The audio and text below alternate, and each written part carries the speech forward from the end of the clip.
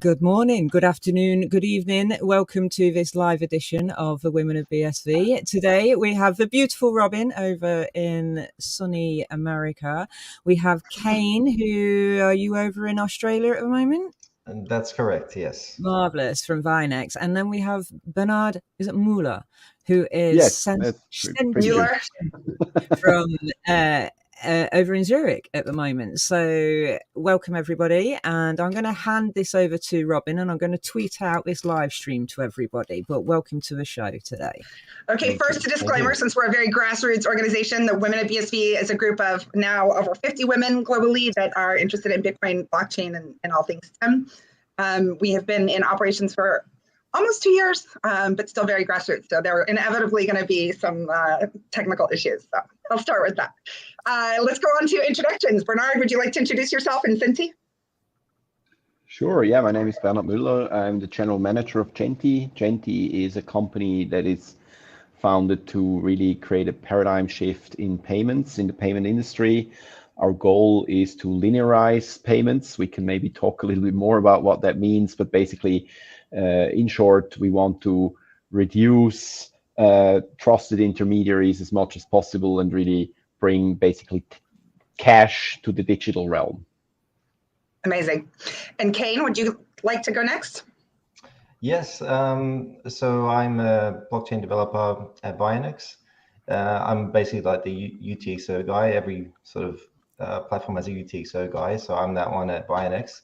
Okay. And I worked alongside Bernhard in implementing the STARS stablecoin. So we do the infrastructure to handle the tokens and handle the STARS integration, and then he utilizes those APIs for his stablecoin. Okay, awesome. I'll go next to give Diddy a moment there. My name is Robin Delisser. My career has been executive in tech recruiting for more than 2 decades. I was a right hand to the co-founders of Chewy. We sold for $3.35 billion. It was the largest acquisition in e-commerce history. My first recruiting firm, I made over $1 million in profit the first year, even though I was 20-something years old and I had 2 toddlers in tow as a single mom. So I do have a very strong business background. And then I've been part of BSV almost since inception. So, and then I've been part of Women of BSV for almost as long as it's been around. And then, no, since the beginning, just more involved in the last year. So Diddy, your turn. Okay, so I'm someone completely different. I'm an actress and I worked in theatre, production management, producing, filming, editing, etc. But as the Women of BSV, we started in June of 2021, I think it was. So it is. I was trying to figure it out yesterday, yeah. Quite a while ago. So we started off with about 7 of us, and as Robin says, we have grown into this bigger and wider group of ladies Diverse. who are all into Bitcoin SV. So welcome, like I said. So I'm very interested in what's going on, but it's not my main gig, if that makes any sense. So I'm here to do the videos and the editing and help out in that respect. So thank you guys. And I did mention earlier, I was watching Becky Leggero, who I absolutely adore, who was on CoinGeek reporting, and she was talking to Bernhard about the new Centi stablecoin that they've got, and it's Swiss franc.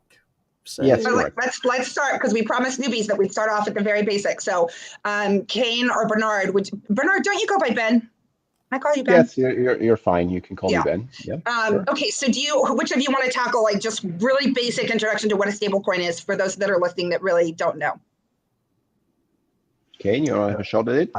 I think that's your realm, actually. Well, Ben is the one that does all the stablecoin legal things on his side. So maybe for newbies in the space, a stablecoin is basically the idea to take all the advantages of digital currency. So, no trusted intermediaries, the public auditability, the comprehensibility of everything we have on the blockchain, but pair that with the stability of a fiat money.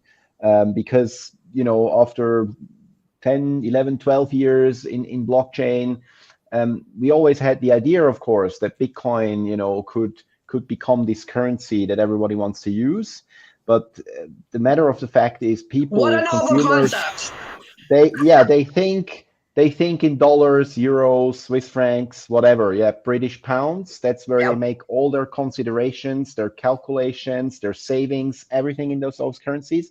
So a stable coin is basically the idea to combine the best of both worlds, into basically a blockchain token, but which has the stability of a fiat government money.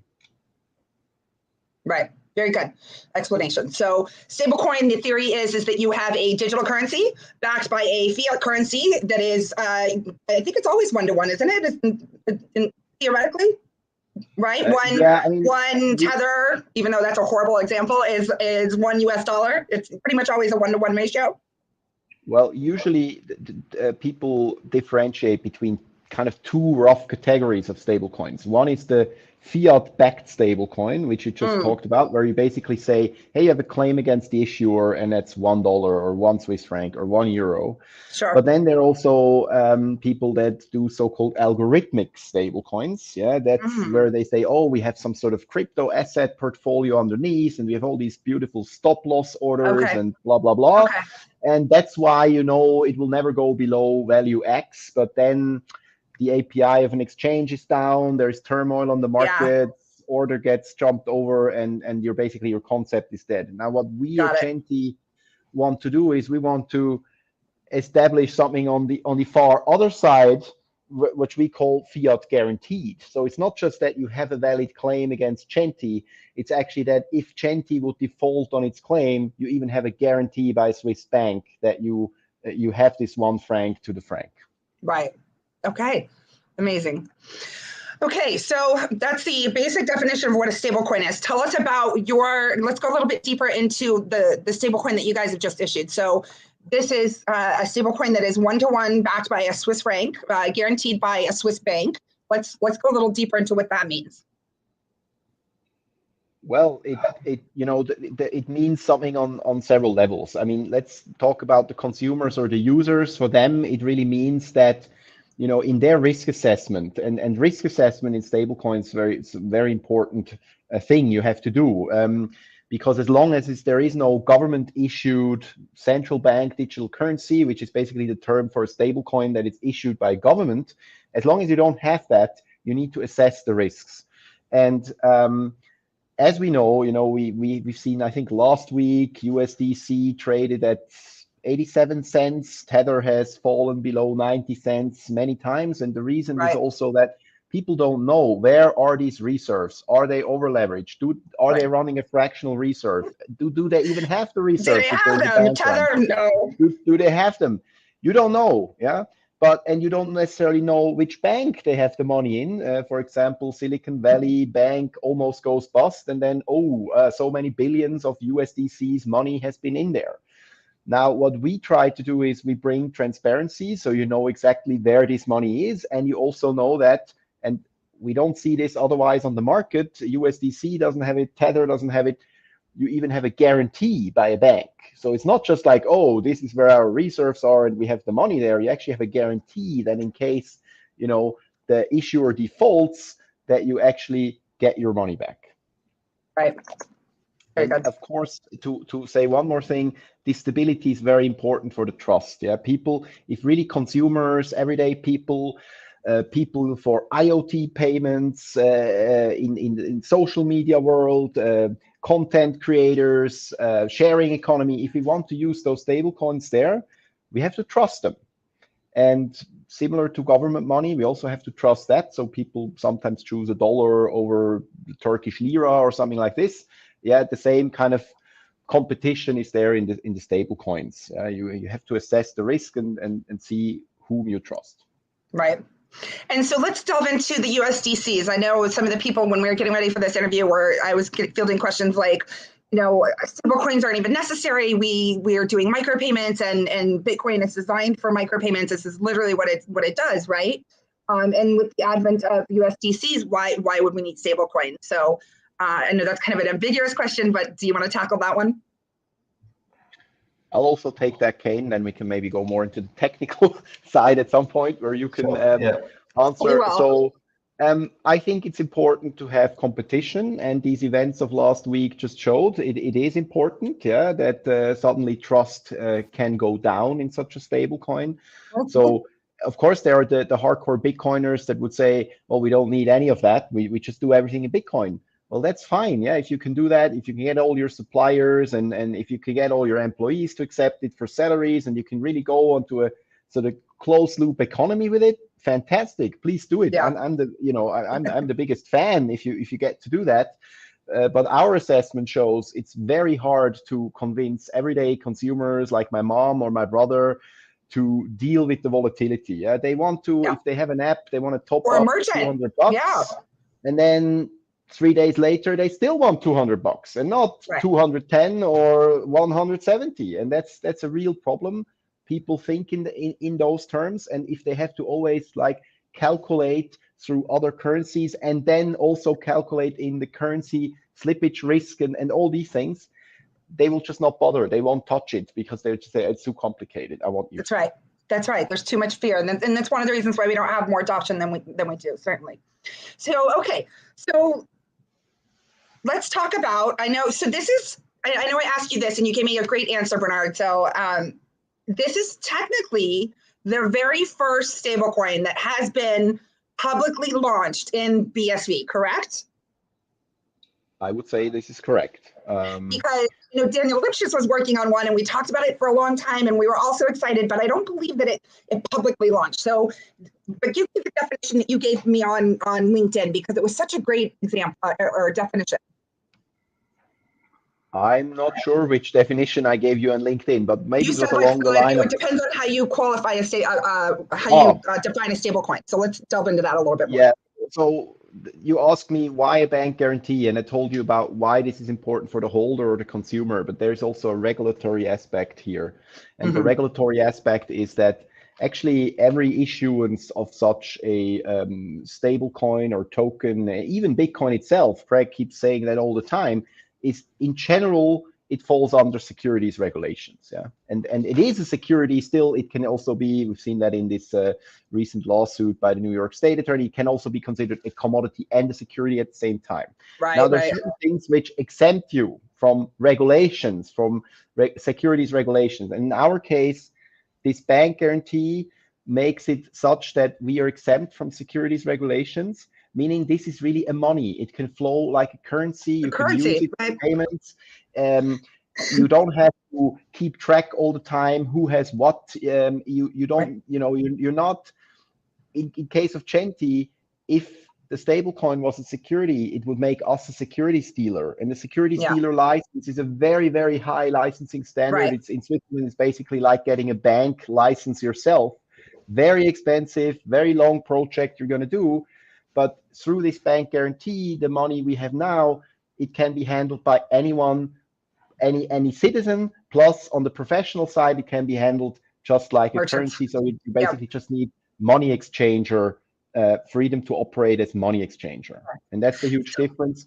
And we've seen some coins on BSV where somebody took already USDC and over-securitized it again in some vessels. And this is clear in Switzerland. This would be a security. It's very clear. And this is such an important topic because it's wildly misunderstood. And the Women of BSV did an interview with the professor who set up blockchain at Duke University, and Dr. Craig Wright, which of course we believe that he's Satoshi. And we really tried to educate people on what is the difference between a security and a commodity. And we're really trying to, or I would really love for people to understand the fact that like Bitcoin is designed as a commodity in its original design. And as BTC and BCH and these other, what are truly the forks, they call us the fork, but what are truly the forks alternate. And because the protocol is no longer stable, they all qualify as SEC, as a security in the eyes of SEC. I know that Coinbase traveled to London to meet with Craig years and years and years ago when they were first getting incepted, and he warned them that they were violating SEC rules, and they went ahead and did it anyways. And now they're like, oh no, we played by the rules of a network. Oh, the big bad mean SEC's coming after us. No, you didn't. They're all securities, right? So that's an important thing. But just to put that point home, when I asked you on LinkedIn, you said that is this the first BSV stablecoin. And you said it is a philosophical discussion. It depends on what stable is. And as you just said, you position it that there's the fiat-backed, asset-backed, and then the algorithmic. And this is a fiat-backed guaranteed stablecoin by a bank. So I think that that's a very exciting development. It's fair to say this is the first native stablecoin on native BSV. stablecoin. There you go. Really made on this technology. It's not over securitized some other asset from Ethereum, which I pack in some vehicle and then wrap it around some stuff. It's really the first native stablecoin on BSV. Yeah, I think that's excellent. Okay. All right, Kane, let's get you into this conversation. We need the technical guy. So there's the question, one of my business partners, a brilliant woman, she created a payment named Crypto and has worked with Alvin, in fact, since BSV was incepted or before, that she always has this debate. She's like, why can't we find a stable protocol? Why is it STAS? Why is it run? Why is it like and her argument, and I don't know that I agree with it, but her argument is, until we have this stable protocol that most of us agree upon, that we can't really scale and do all the things that we're trying to accomplish in Bitcoin. So can I field that question to you, Kane? And since you're obviously building in STAS, why do you choose STAS, and talk to us about that?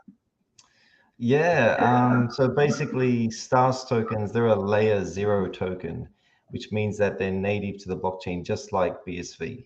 Yeah. So you send it the same way as BSV, and it's owned the same way with the paid public key hash, owner address. So essentially, it's just it's a token, but it can be used the same as the native BSV. It's the purest form. But if you look at other, yes. No, go ahead. Sorry. I was going to mention just you've got the layer 2 tokens and things that they rely on other outsourcers to track these and to monitor them and allow people to spend them. So where this is more the blockchain based layer, right? So no one needs to really monitor it. The blockchain is there, so you can. Why? So when I was starting a payments company, which is kind of still in stealth mode and not to be discussed, but when I was talking to all of our experts, there's this huge debate about layer 1, layer 2.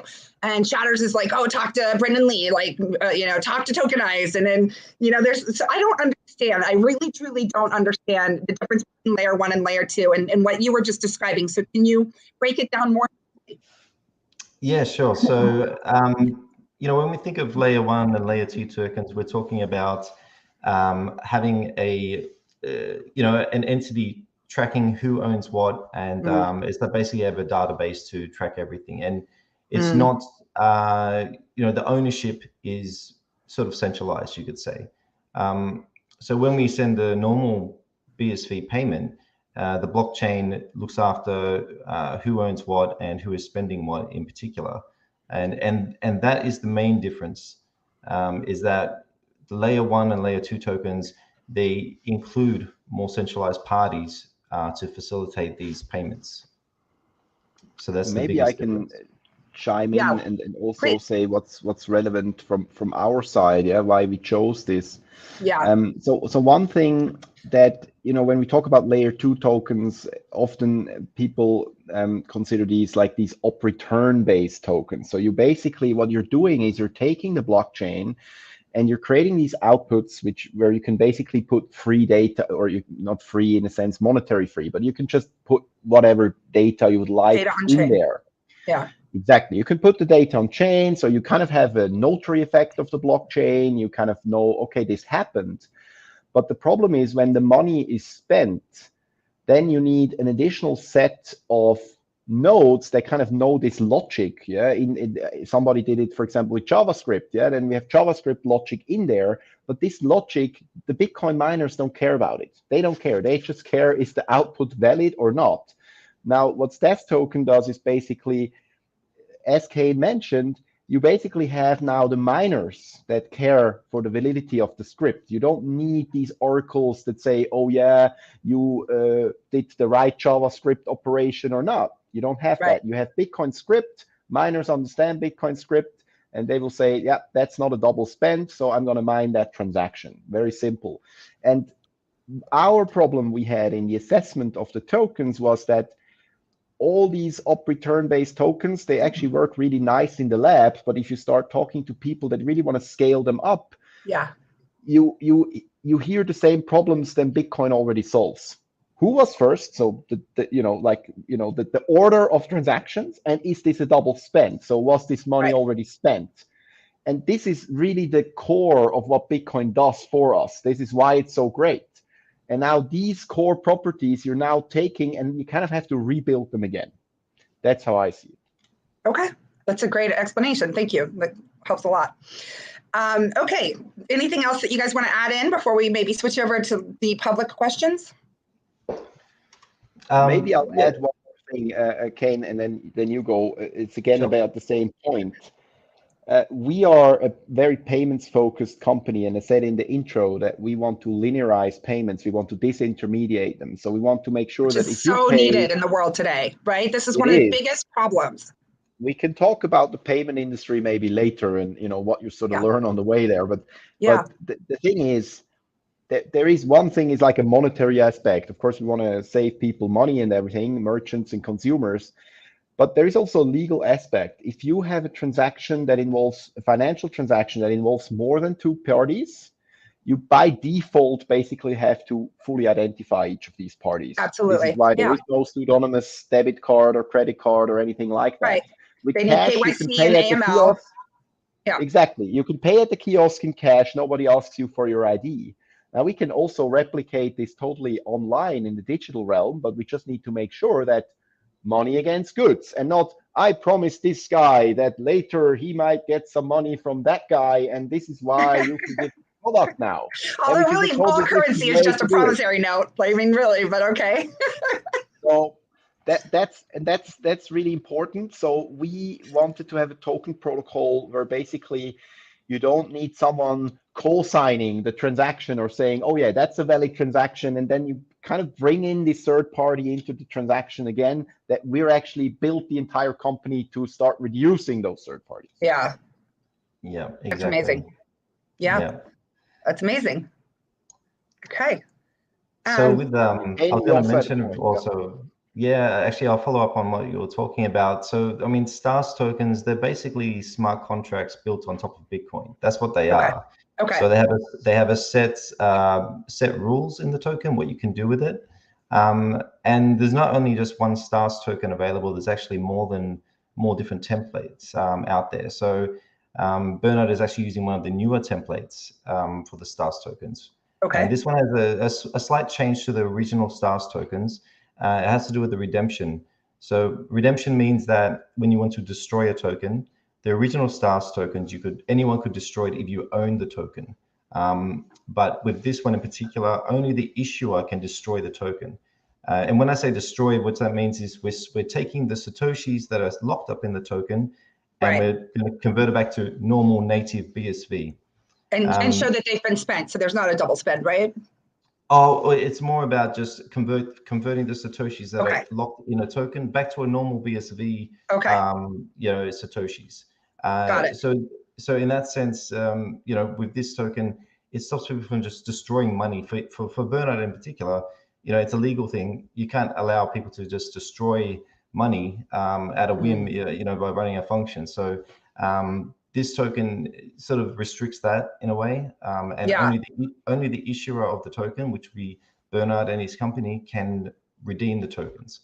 And there might be a point in the future he says we need to, take back some of the supply of the tokens for whatever reason, and they can actually destroy them, put them back into normal Satoshis, and it's logged on the blockchain, so all of these records are intact, and the supply is maintained based on their prerequisites, what they need to do. So that's a good point. I have one more point, Robin, before we go to the questions, because while we're at it, now we're getting a little bit into the nerdy parts as well. Yeah, let's get nerdy. We're here to geek out. Some of your viewers like that too.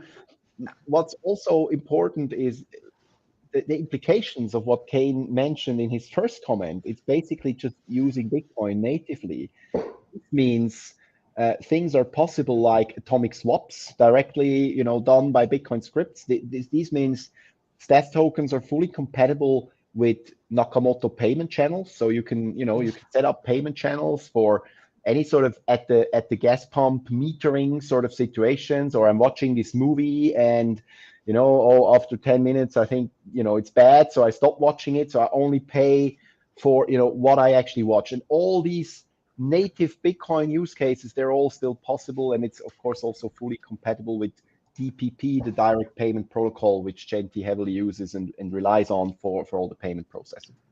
Okay, I have a really important question. How the hell do you pronounce this properly? Because I'm calling it Centi. Centi? Yeah, I pronounce it Centi, but actually we haven't really gone through the branding. I pronounce it Centi, but you're totally okay to also pronounce it Centi. I've called you Ben ever since you hosted the Sausage Fest at Zurich CoinGeek. Yeah. So which was hilarious. We think for us it's a bit like it sounds a bit in Switzerland we have an Italian speaking part, a French speaking part, German speaking part. Yeah. So it sounds a bit like it could be Italian. The dialect is a little mixed between those. Yeah. Okay, but cool. I wanted to bring up one more point before we move on, because this has kind of been I don't know, not perplexing, but I think it's interesting. Like Alvin recently has been saying that BSV is the greatest stable coin because we haven't had as much volatility as other coins, right? When you think of from the speculative asset or the value in the marketplace. And I just think that that's kind of an interesting way to think about it. It's not designed to be a stable coin per se, but it's kind of, I don't know, ironic if in a way. I have the opinion on that. No, okay. I don't really have an opinion on that. Just look at the market. Yeah, I mean, it's really hard to weigh things up in that sense. I mean, it's not truly a stable coin, but it's kind of funny to think about. Like, yeah, when people give us so much criticism that they've lost money or they haven't made money on BSV, and he comes back and says, "Well, technically, it's more of a stable coin than any of these others." It's a good statement for a tweet. It's a good sort of exactly. statement, but it doesn't really hold up if you go and dive in there. Touche. All right, cool. So anything else we should cover before we let the audience chime in and start answering their questions? Actually, before we go to the audience questions, do you want to explain why, because there's a great thing here about why it's better to have a stable coin than a debit or credit card? Oh, yeah. And also, Bernhard, a lot of the stuff that hit the news, you were talking about how you're going to beat Visa and MasterCard, and you can provide better merchant fees and save merchants. So we should definitely delve into that before we switch gears. All right. Yeah, I can. This is a very vast topic. So in order to understand a bit the sort of basics, if you look at companies, for example, at Visa and at their 2021 numbers, you see that they have an EBITDA margin of 70%.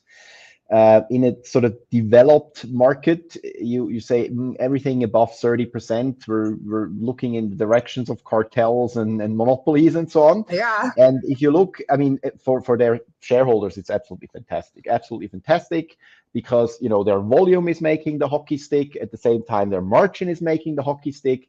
But I think what consumers, especially consumers, merchants, are not aware is actually that we pay for all this. Yeah, we pay for all this in our consumer prices. Yeah. And this is not only the 2.5% credit card fee that you keep hearing. If you accept credit cards, you have to deal with fraud. You have to deal with chargebacks. This consumes a lot of your time. You have to have processes for this and so on. And I think we kind of moved as a society a little bit into this direction where, everyone is fully insured for everything they're doing on the internet. So I can order 17 trousers from Zalando, and then I send back only 12. Half of them are dirty, and I want more money back than what I paid in the first place. And if the merchant doesn't agree, then I just start, calling my credit card company and wanting my money back. And that's really, I think we need a money on the internet, which is more for, and it's not only for adults, right? But consenting people that actually know, okay, I want to buy something, and I know that the merchant also has costs and also needs to supply this stuff, and if I pay, then it's paid. And of course you can always go into interaction with the merchant and say, hey, I wasn't happy, and of course he can give you a refund. But what you can't do is just pull your money back and pull the carpet from under his feet. And because this is not just nice for you as a consumer that you can do that, and maybe we've all used it at points, and it was maybe also important, but we certainly don't need it to read a news article for $1 or something like this. Yeah, if I pay a flight, I'm happy to pay with a credit card because I have a flight insurance and I have, I don't know what sort of bonuses, and I get miles, and It's all good, but I don't need that for certain things. And I'm paying Right. it everywhere in my groceries. The average American family pays $750 a year in inflated product prices due to these payment fees. And we're just scratching the surface here with what I said, but I'll stop here. Yeah, that's actually definitely one of the hugest things, or largest challenges that we were considering when we were starting the concept of our startup as well. I actually have some really hard-hitting questions that I'd like to ask you as well. So I'm going to put you on the spot here a little bit from some of our audience before we go to the public questions. I have heard from certain people that they think that this is not a stablecoin and that it's never going to make it. They said if the bank partner fails, your token is worth 0 above 250 francs. And so therefore, this is not the definition of a stablecoin. The backed money is stored on a regular savings account. How would you like to answer that question, Bernhard? So it's very interesting what people seem to know about our company or our business. So the fact is that you have to have a situation where the guaranteeing bank and Centi default at the same time for your claim to be void. Yeah, this and your reader or viewer is right. There is an above 0 risk that this can happen. Yeah, this can happen with every stablecoin, with USDC and so on. Our argument is we're the closest you can privately do currently to a CBDC because we have this bank guarantee. We don't just say, oh, we have reserves. Yeah, we have a bank that actually guarantees those reserves. You know, whether it's going to make it or not, I guess that depends a lot on, you know, how we bring it into the market and who likes to use it and who not. That's just pure speculation. I would, of course, say this stablecoin is going to make it. It's going to grow in volume. It's going to find adoption. Developers are going to find it interesting. Users are going to find it interesting. Merchants are going to find it interesting. A lot of people are going to find it interesting. Yeah. So the other argument that same person said that they said that the reason why the stablecoin is so much better is because of exchange rates, but you haven't really discussed that at all. So how much do exchange rates factor into your launch of this stablecoin and whether or not it will be successful? Well, actually, this stablecoin is currently not exchange traded. This is really a difference also against Tether or USDC. This is a direct to consumer stablecoin, meaning incredibly you can trade it directly with us. At a one-to-one rate. We are allowed to charge a fee within reasons and good faith, of course. But what we're doing, I mean, we have no interest in screwing the consumers. We want you all to come into this ecosystem to make payments because that's where we then gonna make the money. So currently, if you check in our app, if you send a bank payment, you can get it at 0% fee. You send us $100, we give you $100 in the stablecoin. And we also do it the other way around. Send us an email. We'll have a form for that very soon where you can just pay the QR code and then we send you the bank payment. But for now, you can just write us an email and we'll exchange it with this payment method for 0%. Of course, if you come in with a credit card, yes, everybody knows credit cards have high fees. And so we also need to offset these as well. And we're not going to pay these for you, but we also have cash at the Swiss post office where you pay a very moderate fee of, I think, 1 Swiss franc to just, you know, pay one of these bills at the post office. You can come in with cash. You get it directly sent to your Centi app. Amazing. Okay. And then talk to me about CCHF. I don't really understand it, but I know that's been a big part of the conversation as well. What exactly is CCHF? So CCHF is the Swiss franc stablecoin. It's just the smallest unit of this token. One CCHF is 1 Satoshi, and it represents a hundredth of a Swiss franc. And the Centi franc we just use, and this is also in our token terms, you can read all about this. The Centi franc is the term we use for a standard trading unit of 100 of those tokens, which then represents 1 Swiss franc. Right. Okay. So the last one I have about that is that somebody said that in Appendix 2, or Appendix 1 or Appendix 2, page 9, loss of CCHF. I'm just trying to understand their question. The legal implementation not proven in court. Another reason why this will fail. Yeah, I don't even understand that point. Never mind. We'll move on. It's about, I know what it's about. It's about, of course, some disclaimers we have to make in those token terms, about certain things like certain risks, like blockchain forks is a classical risk that can happen. You know, the whole blockchain technology sector is still like, is it still in beta? Is it already released? Nobody really knows. So obviously there are always risks in new technologies, and we need to warn consumers about those risks, exactly that they themselves can start doing their own risk assessment. Yeah. And I think that's the actually much fairer approach than just saying, oh yeah, everything is there and it's wonderful and we're prepared for the bank run, come get your money, and then suddenly everyone wants their money and it's not there. Yeah. Yeah, I mean, it's certainly, from my level of knowledge, which is probably pretty novice in this particular area, it sounds like you're doing a lot more to protect the consumer than any other stablecoin that's been released. And the fact that would it be safe to say that you think it's the first stablecoin that is not being used with designed for exchanges and for people trading? Well, we've done a lot of research, and from my knowledge, it's really different in that way, because most I don't think that there's been are another really stablecoin that's been designed released for arbitrage trading. Yeah, for arbitrage traders to move large sums of money between accounts in exchanges. And of course, the Centi stablecoin can be used for that as well once it grows. But it's really not our focus. This is also why we haven't approached. And I think you're the first, though. I definitely haven't seen. So sorry. I'm terrible about that. Worries, I haven't seen any other stablecoin that has been designed for such utility versus people's speculative trading and the casino gaming of the exchanges. There have been some that announced it, but most of them are, for example, built on ERC20 on Ethereum, and the transaction costs you currently what, $2.50, $3, and yeah, so definitely not really. You can't say, oh, I'm saving you fees against credit cards or anything like that if you pay $3. And that's just a transaction on the network. And then, of course, you have a company behind and somebody wants to earn money as well. We really differentiate. We say it's fiat guaranteed. We say it's designed for micropayments, and it's direct to consumer. These are really differentiating factors. Yeah, absolutely. Good point. Good. This conversation is so interesting and enlightening for me.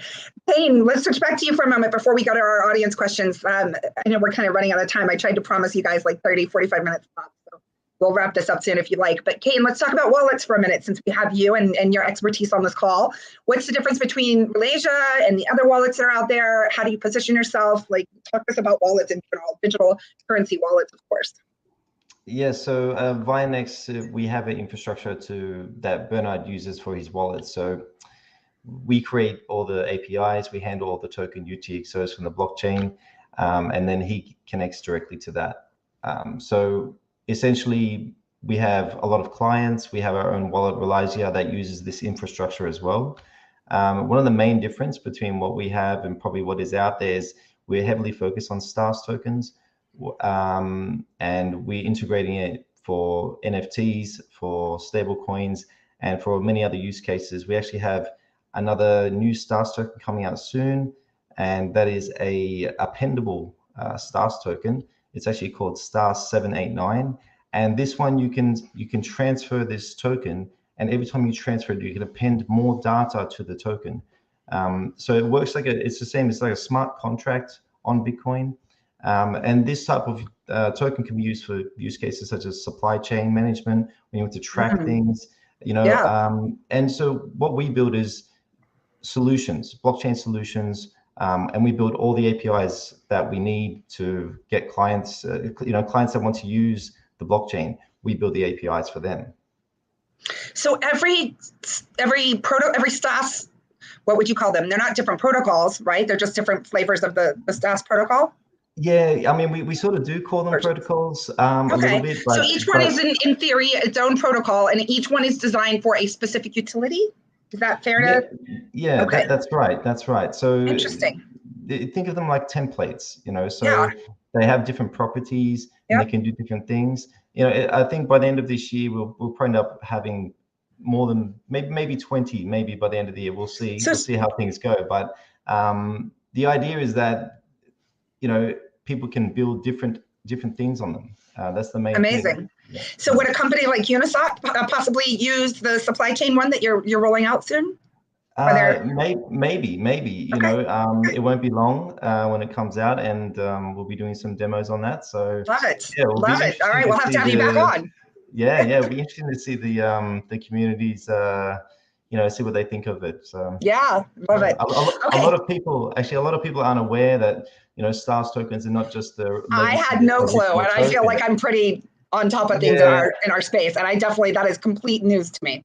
Yeah, I mean, it's sort of been under wraps for a while because we have to build out the new SDK, the new libraries to handle these new tokens. Yeah. And I've been working on that a lot this year, and including a lot of new features. So this will be really great once it's released. I think it gives a full playbook of stars tokens for platforms to use.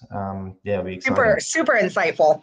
Love it. Okay, awesome. So we should probably switch gears so we are cognizant of everybody's time limits here. Diddy, do you want to hit us with some of the questions that are coming in from the audience?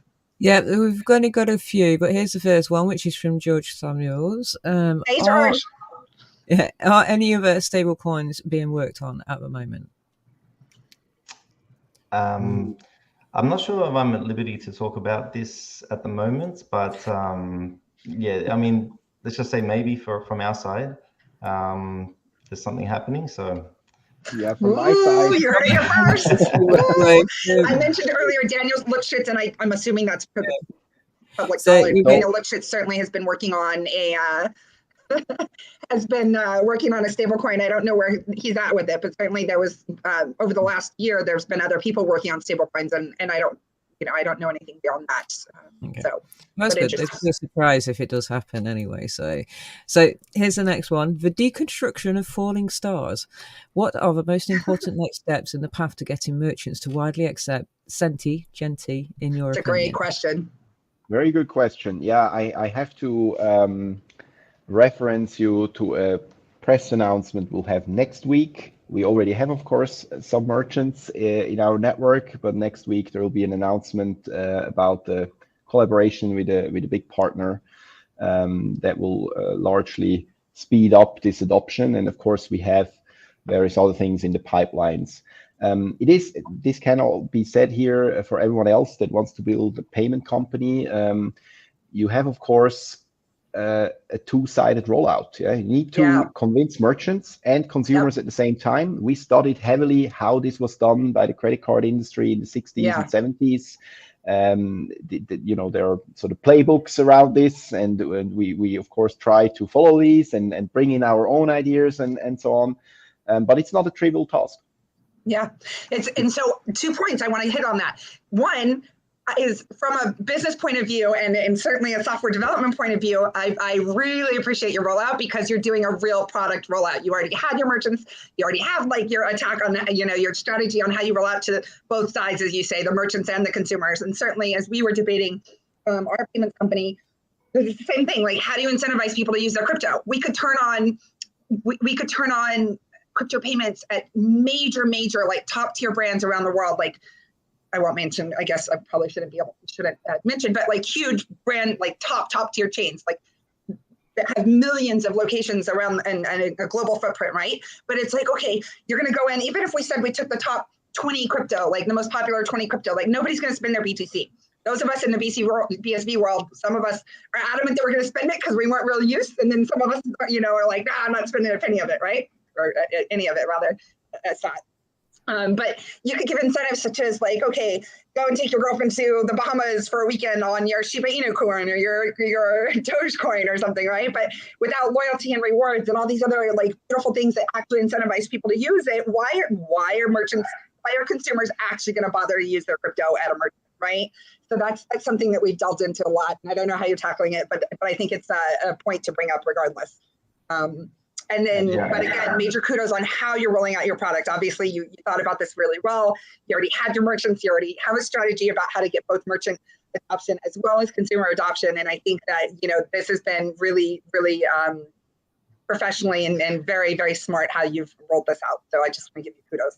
Thank you. Yeah, I was going to mention, I think the main difference between the crypto coins and, people spending those and what Bernhard's doing is that the benefits of what Bernhard has is you've got micro payments, you've got cheap fees. Yeah. So, certain goods and services that involve micro payments, you can't get it any other way. Bernhard has a token now that you can make a 5 cent payment because your fees are 1/100 of a cent and not, Visa fees. So So That's this is right. the big thing. I think it's a big market that he can corner, but it's obviously a growing market. And I think Bernhard mentioned earlier, instead of doing subscriptions to, say, newspapers or magazines, you can click and pay for an article for 30 cents or 10 cents. Absolutely. And you pay it once and forget it, and it's not, That's it. That's it. How many times this happened to me? You're like, oh, I want to read that, but I'm not going to pay $13 a month. I just don't. It's just for one article, So right. Especially with things like Google News and so on, where these platforms know exactly where my interests are. They show me interesting articles. But sorry, I'm not going to subscribe to this local newspaper from a town far, far away where just once they had an event about something that interests me. I'm not going to do that. And especially, which is why the news if I'm reading, this is leisure time. Yeah, I'll just skip next. And also, I don't want to enter like all these details and my address and register an account just to get access to the content. Absolutely. We were living in a time of TikTok generation. This is like fast dopamine. You need to be fast, quick. And since in gaming, everything's milliseconds. We need instant gratification, right?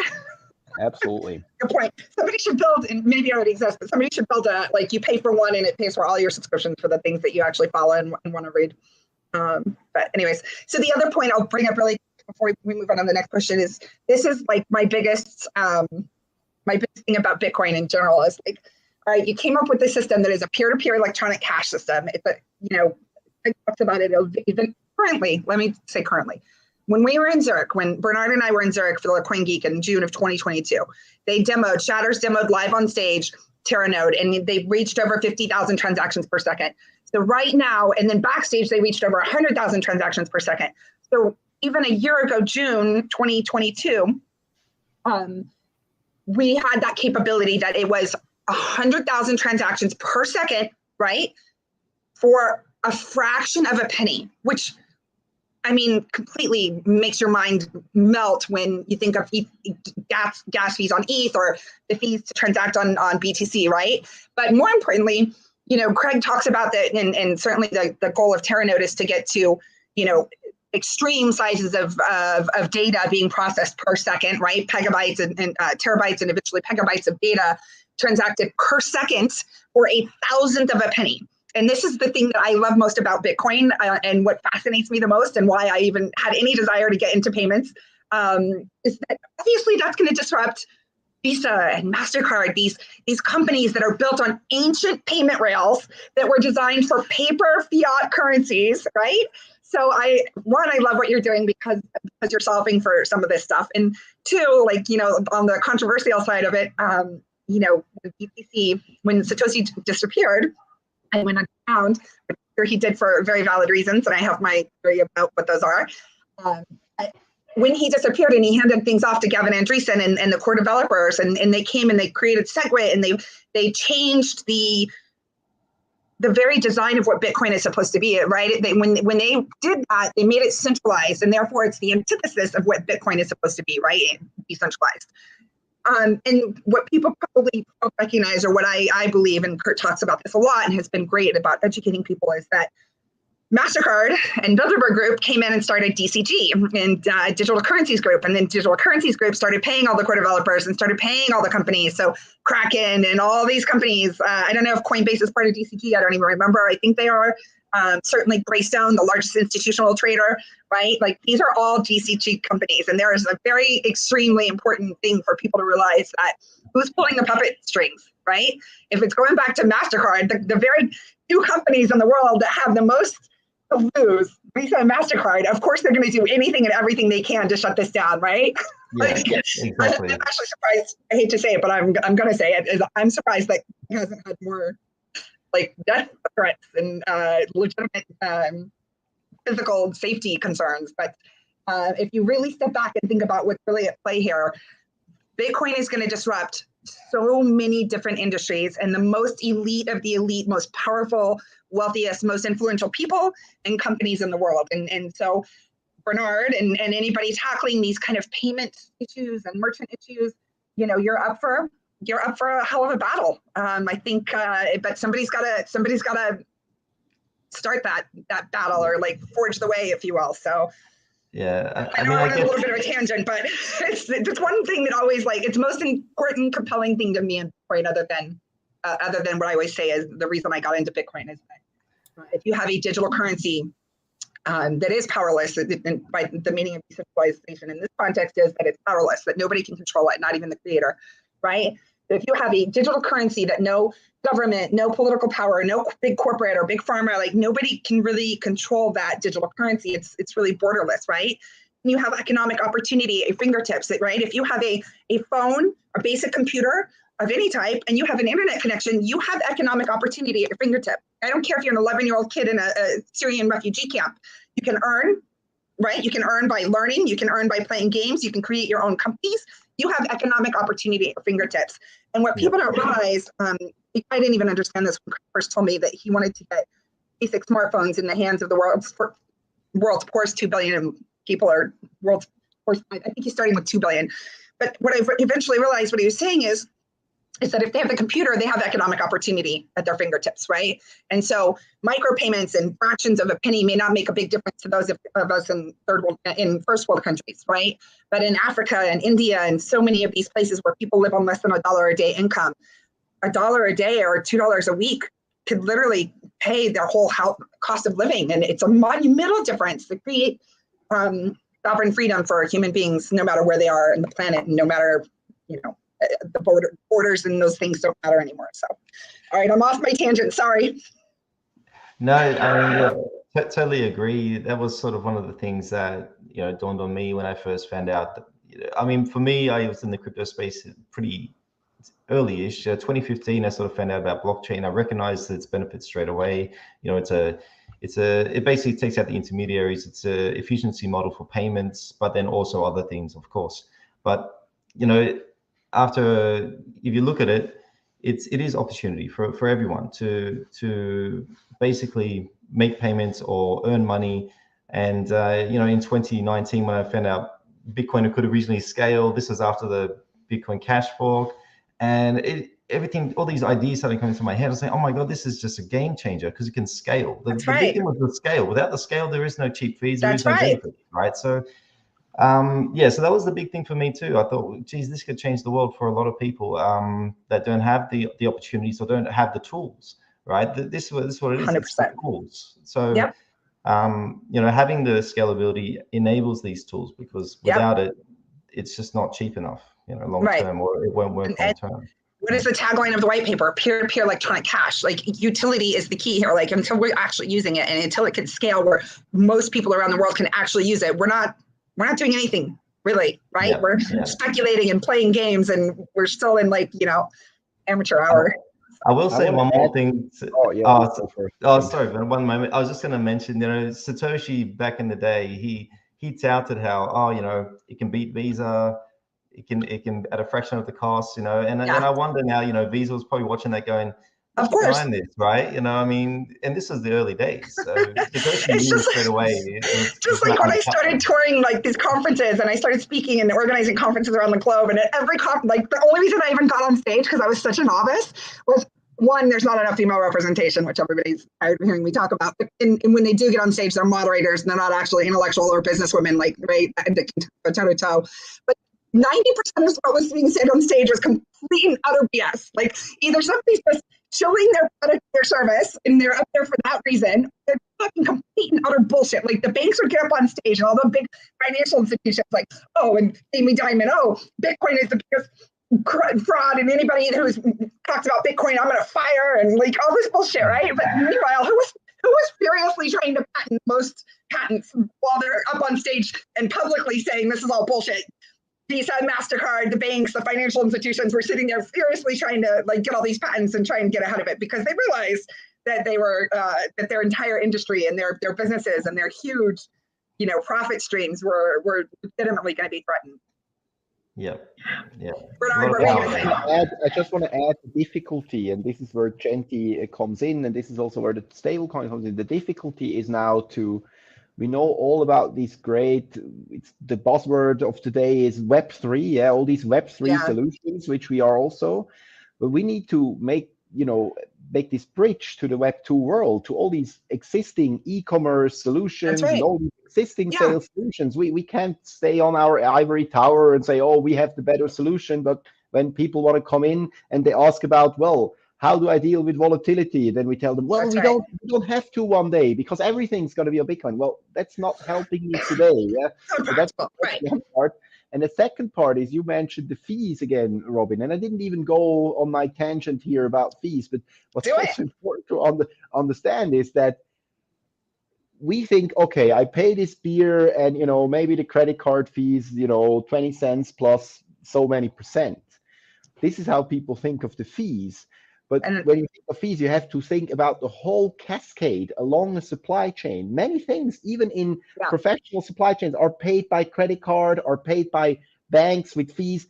There are studies that show that up to 50% of the prices of our products are actually coming through those fees along the supply chain. That's right. If you can and then everybody's paying taxes along the way too. Yeah, it's true, of course, and everything. So the effect of the leverage, if we can halve the fees, and we can slash them way more, but if we can only halve the fees of the transaction, we've already saved much, much more than what we think we saved, because it really cascades through the entire supply chain. And that's on the consumer side, because the merchant is beholden to these companies, and they're waiting.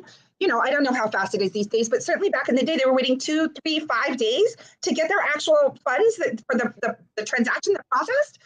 Paying extraordinary fees on top of it, or then they pass the fee on to the consumer, and none of it makes sense in a digital global world that we live in today. None of it makes sense anymore, right? So there is a better, faster, cheaper solution. It's ripe for disruption, absolutely. Exactly, yeah. Great point.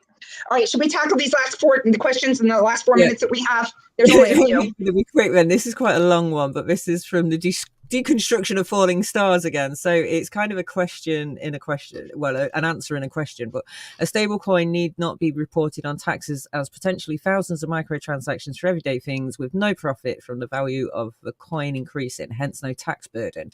Correct? Is this correct? This is really depending on which country you're in, which tax regime you're under. In Switzerland, I can say no. Cash in my wallet, I don't need to record every single transaction I'm doing, and we're doing it the same for the stablecoin. Of course, we as professionals, we need to track the sales and so on. It's clear, but you don't need to. Yeah, you don't need to say, I don't know where these $2 went. It's not a problem, but this could be different elsewhere. So please ask your tax lawyer. Yeah, we don't give tax advice, that's for sure. And every country is different. I mean, as far as I'm aware as well, every wallet, there will be something within every wallet where you can download your CSV file, so that you've got all of your transactions there. And then you can go over to BittyTax and you can use some software and put that through software, and then I'll tell you what your taxes are. And Diddy, when WomenOfBSV just did a talk. So Centi Tax, if you're interested, there's a talk out there that just got published to YouTube. Yeah, the next question. So this one's from George again. Some say stable coins aren't necessarily needed and may not last long. What do you think of this? I think we covered it already, no? Yeah, we did. All right, next question. We're down to 2 minutes, so let's do the next question. This is actually from Blockchain Philippines, and it was basically about the value of it in stats. So in stats. So one stats token, one Satoshi of a stats token is what you have a claim against 1/100th of a Swiss franc in this case. So yes, it's really bound by these outputs, and if you have an output that has a size of 10, then it's 10 and so on. So you can really do your entire accounting based on outputs. Yeah. Okay. We have 2 more questions, so let's get through them, Diddy. That's it, actually. That's it. That's no. There was, what are the most important next steps in the path to getting merchants to widely accept Centi? Are we kind of did we talk about that? I mean, we kind of did. We've done that one. Yeah, we've done that. So they my bad. And then somebody said we don't need a siloed stablecoin, only need central banks offering a digital currency version of our own fiat, USD, Euro, Francs. Local banks will automatically support this and offer digital payments with the current bank apps. No need to change or install a different bank app. All other solutions like Centi, Franc, stablecoins, quote unquote, are hobby projects. Not going to make it. It's fun for now, but will never be adopted.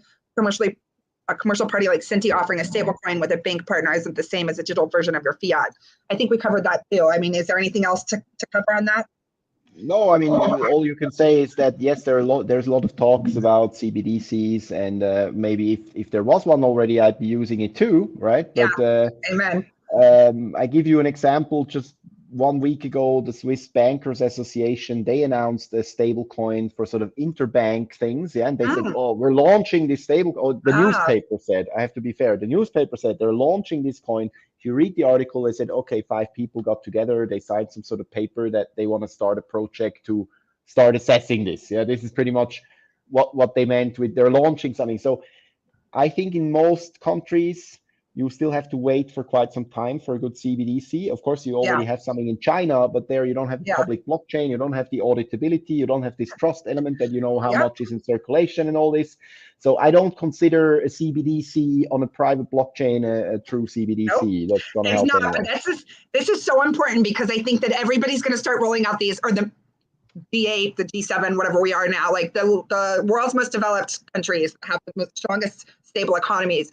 Their central banks are going to attempt a digital currency. So we will have the advent of these CBDCs, as we've already watched slowly but surely progress over the years, right? But they're all going to fail, right? Until they use the right technology, until they actually use Bitcoin, they're not going to be efficient, smarter, faster, cheaper, right? And scalable. So like, this is so important that you just brought that up, Bernhard, because it's great that they roll them out and then they fall on their face and they realize the limitations of each because it only gets them a step closer to using I couldn't even say they're going to fail. What I can tell you is they have a totally different focus. Their focus is to help banks move money faster between banks and much less the focus of helping consumers and merchants to have cheaper transactions. Okay. That's at least in most Western countries where I read about CBDC. Sorry. So bad about that. If you have a faster, smarter, cheaper solution, you're always going to take it. It's just inevitable. You're in business to make money, right? The faster, cheaper, more scalable solution is going to win at the end of the day. That's my argument. Yep. Yeah, I agree with that. Yep. All right. It is 11:02 here in LA. I'm here live for NFT Week LA and almost missed our call, so I'm glad I did it. I appreciate you guys so much. This has been so insightful for me. I hope that it's been insightful for all of those watching. Kane, what time is it in Australia? Nearly 2 a.m. 2 a.m. So you're a saint for agreeing to come on with us. Yeah, no, it's fine. Thank you so much. I have also kept him up a few times. Yeah, yes, we've had late nights. Yeah, Bernhard's kept me up a few times. Yeah, there was literally 2 last week. I worked 24 hours and 26 hours in a day, and I haven't done that since my 20s. I have been working day and night, so I don't even have a time zone anymore. And last night, it was the first night I slept, like I sleep good anyways. I almost slept through this morning, and my daughter called me, texted me, and I was like, wait a minute, what time is it? It's good to be busy. Guys, I'm so excited about the development for Asia, for Dionex, for Centi. Thank you so much. Thank you for everything. Talk to you soon again. Thank you.